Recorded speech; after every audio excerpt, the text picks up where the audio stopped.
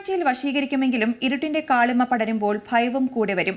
നൂറ്റാണ്ടുകൾക്ക് മുൻപ് എരിഞ്ഞടങ്ങിയ മനുഷ്യമാംസത്തിലെ പുകയും മടുപ്പിക്കുന്ന ഗന്ധവും ശ്വസിക്കുന്ന വായുവിൽ കലർന്നതുപോലെ തോന്നും. നിന്ന നിൽപ്പിൽ ആളുകൾ അപ്രത്യക്ഷമാകും. ഭയം പടർത്തുന്ന ഈ കാര്യങ്ങളത്രയും ദുമാസ് ദ്വീപിനെക്കുറിച്ചുള്ള പരിസരവാസികളുടെ വിശ്വാസമാണ്. ദുമാസ് ബീച്ച് സ്ഥിതി ചെയ്യുന്നത് ഗുജറാത്തിലെ സൂററ്റിലാണ്.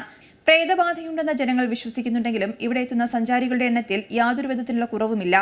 പകലന്തിയോളം ഈ ബീച്ച് സജീവമാണ്. എന്നാൽ സന്ധ്യ മയങ്ങുന്നതോടെ ആളുകൾ എത്രയും പെട്ടെന്ന് വീടണയും.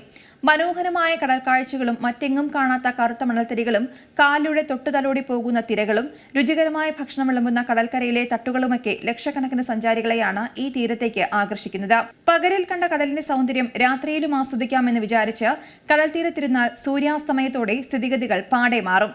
ഇരുട്ട് പരക്കുന്നതോടെ അപരിചിതമായ ശബ്ദങ്ങളും ചില പൊട്ടിച്ചിരികളുമൊക്കെ അന്തരീക്ഷത്തിൽ മുഴങ്ങും. വളർത്തുമൃഗങ്ങളും അലഞ്ഞുതിരിയുന്ന ശ്വാനന്മാരും എന്തിനെയോ ഭയപ്പെടുന്നതുപോലെ ശൂന്യതയെ നോക്കി ശബ്ദമുണ്ടാക്കുന്നതും കാണുന്നവരിൽ ഭയം തീർക്കും.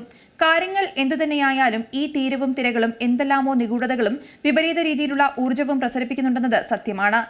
കടൽ തീരത്തു നിന്നും ആളുകൾ അപ്രത്യക്ഷരായ അവസ്ഥകളും ഉണ്ടായിട്ടുണ്ടെന്നാണ് പരിസരവാസികൾ പറയുന്നത്.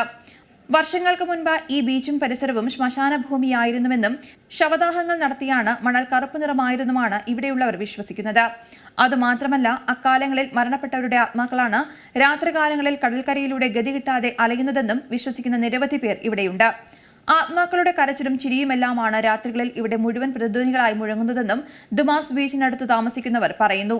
ഭയത്തിന്റെ മേലങ്കി അണിഞ്ഞ ദുമാസ് ബീച്ച് അറബിക്കടലിന്റെ സ്വന്തമാണ്.